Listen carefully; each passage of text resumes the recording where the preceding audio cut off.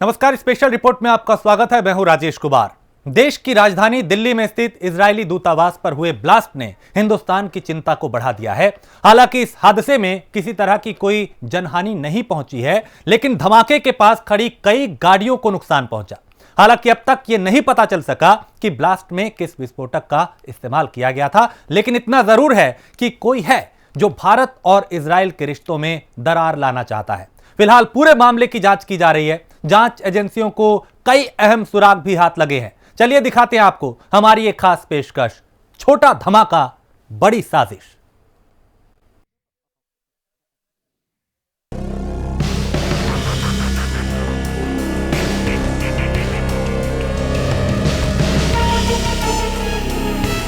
पहले 26 जनवरी की हिंसा और अब ठीक 3 दिन बाद 29 जनवरी को इजरायली दूतावास के पास धमाका। दिल्ली जिस दौर से गुजर रही है वो चिंता में डालने वाला है। ये धमाका उस वक्त हुआ जब इजरायली दूतावास से करीब 2 किलोमीटर दूर बीटिंग रिट्रीट सेरेमनी चल रही थी, जिसमें देश के राष्ट्रपति, उपराष्ट्रपति, प्रधानमंत्री और सुरक्षा बलों के तीनों प्रमुख शामिल थे। 29 तारीख की सालगिरह इसलिए भी महत्वपूर्ण है क्योंकि 29 साल पहले 29 जनवरी को ही भारत और इजराइल के बीच राजनयिक संबंधों को अनुमति मिली थी। दहशतगर्दों ने इस दिन को ध्यान में रखते हुए इस घटना को अंजाम दिया। भारत और इजराइल के संबंध की अगर बात करें, यूं तो भारत ने 1950 में ही एक देश के रूप में इजराइल को मान्यता दे दी थी, लेकिन दोनों देशों के बीच में राजनयिक संबंध तब कायम नहीं हो सके थे। यह संबंध बना कब? 1992 में। 1992 में दोनों देशों के बीच राजनयिक संबंध बने।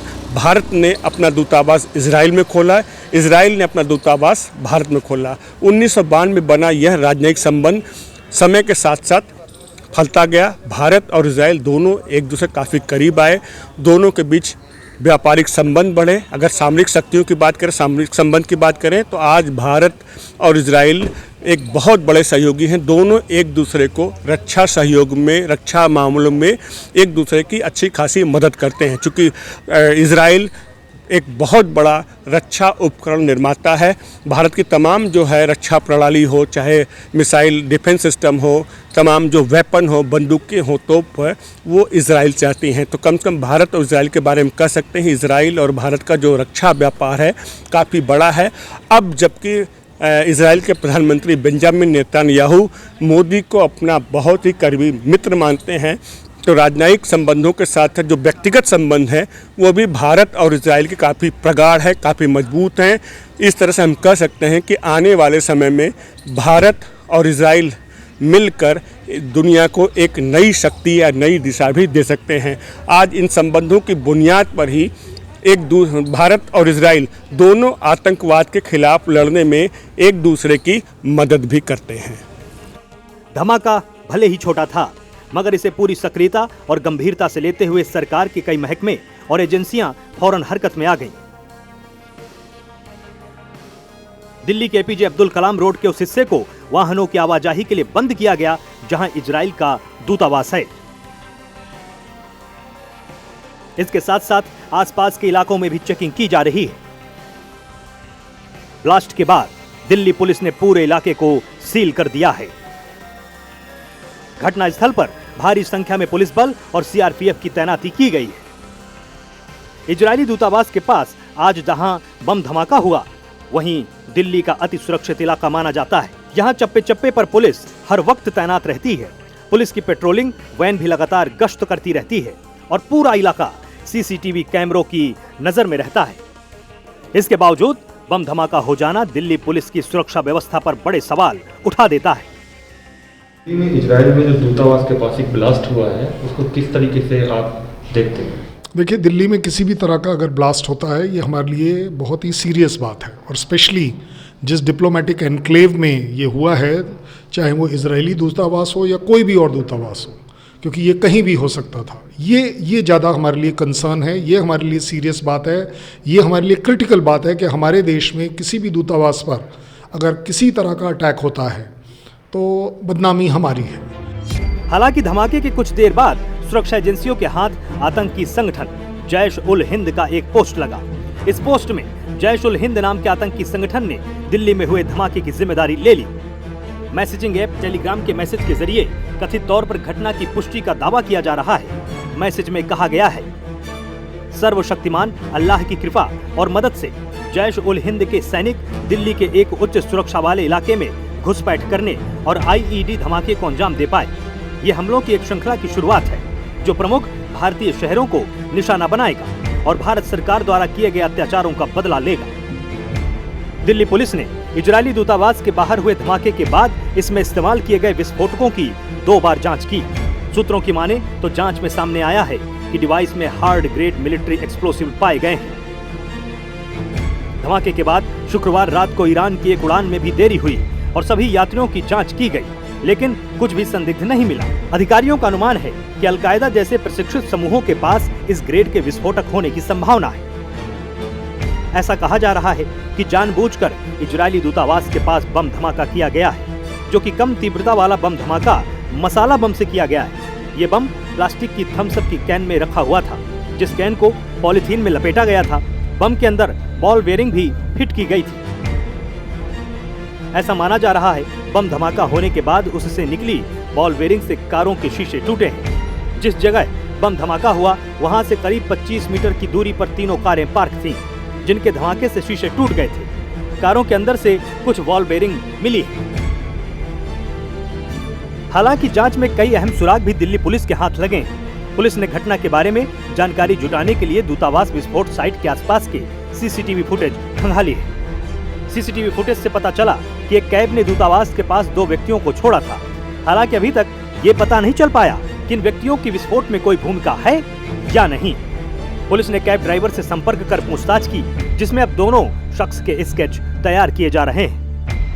दिल्ली का डॉक्टर एपीजे अब्दुल कलाम मार्ग 29 जनवरी की तारीख और भारत इजराइल संबंध के 29वीं वर्षगांठ। जी हाँ, यही कुछ समय, यही कुछ तारीख थी जब कल 5:05 पे डॉक्टर एपीजे अब्दुल कलाम मार्ग स्थित 3 नंबर का बंगला जो इजराइल का दूतावास था, वहाँ पर एक छोटा सा ब्लास्ट होता है।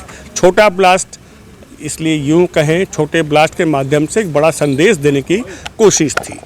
जी हाँ, कल 5:05 पर इजराइल दूतावास के बाहर एक छोटा सा आईडी ब्लास्ट होता है और ये ब्लास्ट इसलिए भी अहम होता है कि जिस समय ये ब्लास्ट हुआ 5:05 पे, उससे 5 मिनट पहले यहाँ से चंद किलोमीटर की दूरी, वो चंद किलोमीटर कितने होते हैं? मात्र 1.5 से 2.25 किलोमीटर। यहाँ से लगभग 1.5 से 2.25 किलोमीटर की दूरी पर राजपथ के पास बिटिंग रिट्रीट की सेरेमनी होती है, जिसमें भारत के राष्ट्रपति, उपराष्ट्रपति, प्रधानमंत्री, तमाम केंद्रीय मंत्री, तीनों सेना के अध्यक्ष, विदेशी मेहमान और राजनयिक मौजूद होते हैं। वहाँ से कुछ दूरी पर इस तरह का ब्लास्ट होना कहीं न कहीं भारत की खुफिया एजेंसियों और जो दिल्ली पुलिस है उनकी सुरक्षा व्यवस्था की पोल खोलता है। जी हाँ, जिस तरह से ये घटना होती है, जो समय उन्होंने चुना था आतंकियों ने, तो कहीं न कहीं दिल्ली के लिए एक परेशानी का सबब है। जिस तरह से शुरुआती जांच में जो बातें सामने आई हैं वो ये बात आई है कि यह ब्लास्ट एक सॉफ्ट ड्रिंक कैन के माध्यम से किया गया था। कुछ बॉल बेयरिंग के छर्रे मिले हैं, बैटरी का टुकड़ा मिला है, जिससे यह साबित होता है कि शायद यह ब्लास्ट टाइमर के माध्यम से किया गया है। दिल्ली पुलिस ने शुरुआती जांच में एक टैक्सी ड्राइवर के माध्यम से 2 स्केच बनवाए हैं और उस स्केच के माध्यम से जो गुनहगार हैं उन्हें ढूंढने की कोशिश की जा रही है। इस बात की भी जांच की जा रही है कि कहीं 2012 में दिल्ली में ही इजरायली दूतावास की कार पर किए गए हमले की तरह इस बार भी धमाके के पीछे तेहरान का ही हाथ तो नहीं है। खास तौर पर इस बार भी 2012 की ही तरह ईरान के इजराइल से अपने वैज्ञानिक की हत्या का बदला लेने की धमकी देने के कारण इस संभावना को बल मिल रहा है। दरअसल साल 2012 में 13 फरवरी को इजरायली राजनयिक की इनोवा कार में एक ट्रैफिक सिग्नल पर एक मोटरसाइकिल सवार ने स्टिक बम यानी चुंबक से कहीं भी चिपका दिए जाने वाले बम को चिपका दिया था। जब कार थोड़ी दूर प्रधानमंत्री आवास के पास पहुंची, वैसे ही कार में धमाका हो गया। इस हमले में इजरायली राजनयिक की पत्नी येहोशुआ कोरेन घायल हो गई थी। इस हमले की जांच के दौरान दिल्ली पुलिस की स्पेशल सेल को इस हमले के पीछे ईरानी खुफिया एजेंसियों का हाथ होने की तरफ इशारा करने वाले सबूत मिले थे। यह हमला पूरे विश्व में इजरायली दूतावासों पर सीरियल ब्लास्ट का ही एक हिस्सा था। नई दिल्ली में राजनयिक की कार में धमाके वाले दिन ही पूर्व सोवियत संघ के देश जॉर्जिया में इजरायली राजनयिक की कार से बम बरामद हुआ था। अगले दिन थाईलैंड में 3 ईरानी नागरिकों ने गलती से अपने ही घर को विस्फोट से उड़ा लिया था। उस घटना में पुलिस ने एक ईरानी नागरिक को गिरफ्तार किया था। उस समय ईरान के कई परमाणु वैज्ञानिकों की एक के बाद एक हत्या हो गई थी, जिसका आरोप ईरान ने इजराइल की खुफिया एजेंसी मोसाद पर लगाया था। तब माना गया था कि इसी हमले का बदला लेने के लिए ईरान ने इजरायली राजनयिकों पर हमले कराए हैं। इस बार भी 3 महीने पहले नवंबर में ईरान के परमाणु कार्यक्रम के जनक कहे जाने वाले वैज्ञानिक मोहसिन फखरीजादेह की हत्या हो गई थी। तेहरान ने इस हत्या का आरोप इजराइल पर लगाते हुए बदला लेने की धमकी भी दी थी। इसके बाद दिसंबर में भारतीय खुफिया एजेंसियों ने भी इजरायली नागरिकों और उनसे जुड़ी जगहों पर हमला होने की संभावना का अलर्ट जारी किया था। स्नेह कमल, दिल्ली प्राइम न्यूज।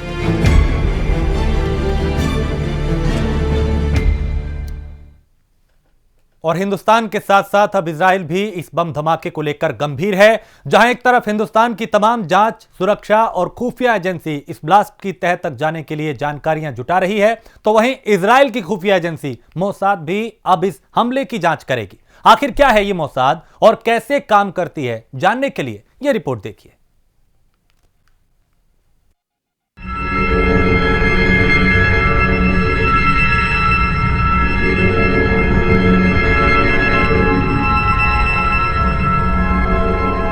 जहां एक तरफ इजरायली दूतावास पर हुए हमले में दिल्ली पुलिस की स्पेशल टीम और खुफिया एजेंसियां मामले की जांच में जुटी हुई हैं, तो वहीं भारतीय एजेंसियों के साथ इजरायली जांच एजेंसी मोसाद भी जांच में सहयोग कर रही है। इजरायली अधिकारियों ने हमले के पीछे आतंकी हमले का अंदेशा जताया है। वहीं सीसीटीवी फुटेज को भी खंगाला जा रहा है। इजरायली दूतावास के बाहर हुए बम ब्लास्ट की जांच जहां भारतीय जांच एजेंसी एनआईए कर रही, साथ साथ दिल्ली पुलिस की स्पेशल टीम लगी है, वहीं इस जांच में जो सबसे अहम नाम है वह है इजराइल की खुफिया एजेंसी मोसाद का। जी हाँ, मोसाद ने भारत सरकार से यह अनुमति मांगी थी और ये कहा था कि हम जाँच में सहयोग करना चाहते हैं। मोसाद का नाम आते ही अपने आप में जो इजराइल के दुश्मन हैं या जो इस घटना को जिन लोगों ने भी अंजाम दिया होगा, शायद उनकी रूह अब कांप रही होगी कि शायद मोसाद उनकी गर्दन अब दबोच लेगा। जी हाँ, मोसाद नाम का जो है इजराइल का खुफिया संगठन है, उसकी स्थापना 13 दिसंबर 1949 में हुई थी इजराइल की राजधानी तेल अबीब में। मोसाद के बारे में कहा जाता है कि यह क्रूर हत्यारों का एक समूह है जो इजराइल के दुश्मनों को पाताल से भी ढूंढ कर लाता है, उन्हें मार देता है। इजराइल की जो खासियत है, इजराइल का जो राष्ट्रवाद, अगर उसकी बात करें, इजराइल छोटी से छोटी भी घटना को अपने ऊपर मानता है। इजराइल के दुनिया में जो भी ठिकाने हैं, जो भी उनके भवन हैं, जो भी उनके संस्थाएँ हैं, अगर उनमें कोई हमला होता है तो इजराइल उस पर अपने आप पर हुआ हमला मानता है। जिस तरह से कल दिल्ली में इजराइल के दूतावास पर जो ब्लास्ट की घटना हुई, इजराइल ने साफ कह दिया यह आतंकवादी घटना है, यह हमारे ऊपर हमला है, तो तभी यह बिल्कुल स्पष्ट हो गया कि अब इजराइल की खुफिया एजेंसी मोसाद इसमें जुट जाएगी। हुआ भी वही। मोसाद आज इस घटना की जांच में भारतीय एजेंसियों के साथ जुड़ रही है। मोसाद, जिसके बारे में हम कह सकते हैं, चाहे वो म्यूनिक का ऑपरेशन हो, चाहे वो बर्लिन का ऑपरेशन हो, इटली का ऑपरेशन हो, तमाम ऐसे ऑपरेशन हैं जिनमें मोसाद के बारे में हम कह सकते हैं अपने दुश्मनों को उन्होंने दुनिया के कोने कोने से खोज के मारा है। बार बार कहते हैं दुनिया की सबसे क्रूर, सबसे तेज तर्रार एजेंसी मोसाद, जिसे लोग कहते हैं कि उनके जो एजेंट होते हैं उनको लोग, दुनिया के लोग कहते हैं वो हत्यारों की टोली है, हत्यारों का एक गिरोह है। जिस किसी ने भी इजराइल पर टेढ़ी निगाहें डाली या उनके जो हित का नुकसान किया, कहीं इजराइल का अहित हुआ, तो उसके पीछे दुनिया के सबसे जो क्रूर एजेंसी, खुफिया एजेंसी है मोसाद के हत्यारे उनके पीछे लग जाते हैं। जिस तरह से मोसाद को अनुमति मिल चुकी है कि इस इजरायली दूतावास के बाहर जो ब्लास्ट हुआ है उसमें जांच में सहयोग करेंगे, तो अब हम कह सकते हैं कि एनआईए के साथ मोसाद जब लग जाएगी तो इस घटना के दोषी हैं शायद जल्द ही पकड़ में आए, उनकी गर्दन मोसाद के हाथों में होगी। मोसाद के बारे में कहा जाता है कि इजराइल की सबसे बड़ी ताकत मोसाद ही है, क्योंकि ये सेना नहीं बल्कि खुफिया एजेंसी है। मोसाद की स्थापना 13 दिसंबर 1949 को तत्कालीन प्रधानमंत्री डेविड बेन गुरियन की सलाह पर की गई थी। वो चाहते थे कि एक केंद्रीय इकाई बनाई जाए जो मौजूदा सुरक्षा सेवाओं, सेना के खुफिया विभाग, आंतरिक सुरक्षा सेवा और विदेश के राजनीतिक विभाग के साथ समन्वय और सहयोग को बढ़ाने का काम करे। 1951 में इसे प्रधानमंत्री के कार्यालय का हिस्सा बनाया गया। इसके प्रति प्रधानमंत्री की जवाबदेही तय की गई। मोसाद एजेंसी को किलिंग मशीन के नाम से जाना जाता है, जो दुनिया भर में छिपे अपने दुश्मनों को ढूंढ ढूंढ कर मार डालती है। कहा जाता है मोसाद खुफिया एजेंसी की महिला जासूस दुनिया भर में फैली हुई हैं और ये अपने दुश्मनों के मुंह से हर राज उगलवा लेने में माहिर हैं। यही वजह है कि इन महिलाओं को मोसाद एजेंसी की ताकत माना जाता है और यही वजह है कि ताकतवर सेना और मोसाद की वजह से ही इजराइल को दुनिया का सबसे सुरक्षित देश कहा जाता है। वैसे तो मोसाद ने कई बड़े ऑपरेशनों को अंजाम दिया है, लेकिन आज हम आपको मोसाद के 5 बड़े ऑपरेशन के बारे में बताते हैं, जिसमें पहला ऑपरेशन है खुदा का कहर। इस ऑपरेशन में 1972 में म्यूनिख ओलंपिक में इजराइल ओलंपिक टीम के 11 खिलाड़ियों को उनके होटल में मार दिया गया था। इसका आरोप 2 आतंकी संगठन पर लगा था। इस घटना से इजरायली सरकार भड़क गई। इसके बाद मोसाद ने जो किया वो किसी फिल्म की तरह था। 11 लोग एजेंसी की हिट लिस्ट में थे। उसने फोन बम, नकली पासपोर्ट, उड़ती हुई कारें, जहर की सुई सबका इस्तेमाल किया। मोसाद एजेंटों ने कई देशों का प्रोटोकॉल तोड़ा और अपराधियों को चुन चुन कर मार गिराए। इसके लिए एजेंसी टारगेट के परिवार को एक बुके भेजते थे, जिस पर लिखा होता था ये याद दिलाने के लिए कि हम ना तो भूलते हैं और ना ही माफ करते हैं। यह ऑपरेशन 20 साल तक चला था। तीसरे नंबर पर आता है 70 गोलियां ऑपरेशन। इस ऑपरेशन में फिलिस्तीनी के नेता यासिर अराफात का दाहिना हाथ कहा जाने वाला खलील अल वजीर ट्यूनिशिया में रह रहा था। उसे अबू जिहाद भी कहा जाता था। वो मोसाद की हिट लिस्ट में था। इसके लिए 30 एजेंट काम पर लगे थे, वो पर्यटक बनकर। और 5वां सबसे बड़ा ऑपरेशन था महिला एजेंट की मदद से पकड़ा मोर्डेखाई वनून। इजराइल के गुप्त परमाणु कार्यक्रम के बारे में दुनिया को बताने वाले शख्स का नाम था मोर्डेखाई वनून। वनून को पकड़ने के लिए इजराइल ने एक गुप्त अभियान चलाया और एक महिला जासूस को उसे प्रेम जाल में फंसाने के लिए भेजा गया, जो उसे लंदन से बाहर किसी और देश में ले आई। बाद में वनून को अगवा कर लिया गया और उस पर इजराइल में मुकदमा चलाया गया। महिला एजेंट ने वनून को एक यॉट में बिठाकर इटली में समंदर में जाने के लिए राजी किया था। इटली की समुद्री सीमा से बाहर जाने के बाद उन्हें मोसाद के एजेंटों ने गिरफ्तार कर इजराइल की सरकार को सौंप दिया।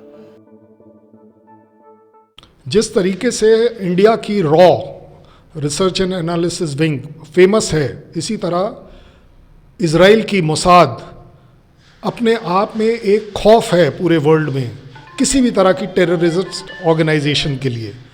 इस मोसाद का इंडिया में आना, इस इन्वेस्टिगेशन में मदद करने के लिए, इसको दोनों तरीके से देखा जाता है। अच्छी बात कि हम दोनों देशों के बीच में एक तरह से अच्छे संबंध हैं।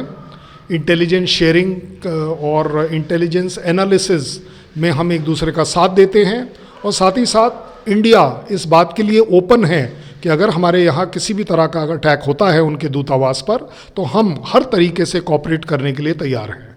मोसाद इंडिया में आए, इसमें कोई बुराई नहीं है, लेकिन साथ ही साथ इंडिया के लिए ये बहुत बड़ा चैलेंज है कि वो मोसाद के साथ मिलकर जितनी भी हमारी इंटेलिजेंस एजेंसीज़ हैं वो इस केस को सॉल्व कर पाएँ और किसी भी बड़ी घटना को अंजाम ना देने के प्रिकॉशंस से लेकर जिन लोगों ने इस तरह की मंशा बनाई है उन सबको अरेस्ट कर पाएँ, सज़ा दे पाएँ।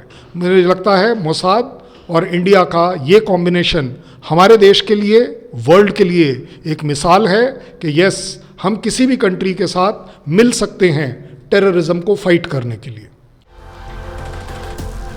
इजराइल की अर्थव्यवस्था की बात करें तो इजराइल हर तरीके से हाईटेक है। विज्ञान और तकनीकी के मामले में इजराइल का सर्वश्रेष्ठ प्रदर्शन रहा है। हायर एजुकेशन के मामले में भी इस देश का रिकॉर्ड काफी बेहतरीन है। इतना ही नहीं, हाई स्किल रोजगार के मामले में ये दुनिया का चौथा सबसे बड़ा देश है। हालांकि इजराइल प्राकृतिक संसाधनों में उतना संपन्न तो नहीं है, लेकिन ये विकसित देशों की श्रेणी में आता है। स्टार्टअप कंपनियों के मामले में यह अमेरिका के बाद दूसरे स्थान पर है। लेकिन जांच और सुरक्षा एजेंसियों के साथ साथ दिल्ली और आसपास के इलाके में रहने वाले लोगों को भी अलर्ट रहना होगा। कहीं भी किसी भी तरह की गलत गतिविधि दिखाई देने पर तुरंत नजदीकी पुलिस स्टेशन में संपर्क कीजिए, क्योंकि जनता की जागरूकता से ही इस तरह होने वाले बम ब्लास्ट को रोका जा सकता है। इंडिया मेरे ख्याल अब काफ़ी टाइम हो गया है कि टेररिज्म से लड़ रहा है। मुझे नहीं लगता कि इंडिया की पॉपुलेशन को दहशत में आना चाहिए, लेकिन हाँ, बड़ी जिम्मेदारी से कह सकता हूँ, इंडियन सोसाइटी को, इंडियन सिटीजन को, दिल्ली वासी को अलर्ट होना चाहिए, क्योंकि इस चीज़ का एक ही सोल्यूशन है। सिर्फ पुलिस अपने आप में सोल्यूशन नहीं है। जब तक पब्लिक, आप और मैं इस पर अलर्ट नहीं होंगे, इस पर ध्यान नहीं देंगे, इस तरह की घटनाएं कम हो ना हो, ये कभी पॉसिबल नहीं होगा।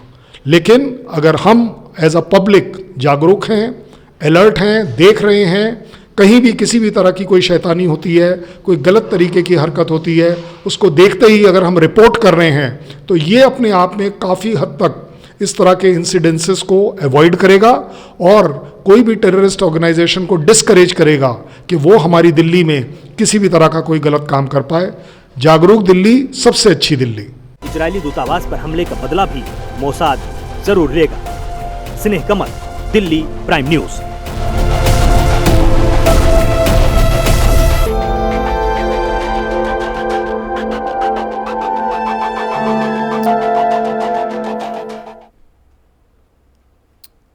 और इसी के साथ स्पेशल रिपोर्ट में फिलहाल इतना ही। देश प्रदेश की बाकी खबरों के लिए आप देखते रहिए प्राइम न्यूज।